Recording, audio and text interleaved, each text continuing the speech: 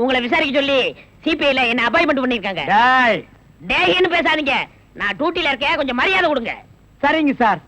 மொத ஐஜி உங்களை என்கிட்ட அனுப்பும் போது பிரெயின் டிபார்ட்மெண்ட் இருந்து அனுப்பியிருக்கேன்னு சொன்னாருங்களே, அது என்ன பிரெயின் நான் தெரிஞ்சுக்கலாங்களா? சொல்றேன்.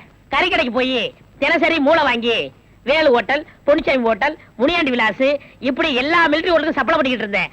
அப்படியே நான் ஐஜி வீட்டுக்கு சப்ளை பண்ணிக்கிட்டு இருந்தேன். அந்த நெருக்கத்துல தான் உங்கள்ட்ட அனுப்பிச்சாரு. ஓஹோ, அப்படிப்பட்ட பிரெயினா உங்க பிரெயின்? இந்த கடவுள் இயற்கையிலேயே எல்லாருக்கும் மண்டையில வச்சு அனுப்புவாரு, அந்த மாதிரி பிரெயின் இல்ல. கடைக்கு வாங்கி நீங்க இன்னொரு கடைக்கு சப்ளை பண்ற brain. Shut up, come to the point. அந்த பொண்ணு மேற்கொண்டு ஏதாவது சொன்னாளா? அத நீங்க என்கிட்ட சொல்ல முடியுமா? ஓ, சொல்லலாமே. அவங்க எல்லாம் இருக்காங்களே. எட்டி போங்க, நீங்க கொஞ்சம் கிட்ட வாங்க. வாங்க.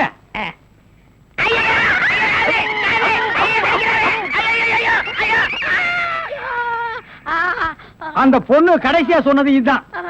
டேய் மகனே, இப்போ ஒத்த காத்தான் கடிச்சிருக்க. நான் கண்டிப்பா ஜெயில இருந்து ரிலீஸ் ஆவேன்.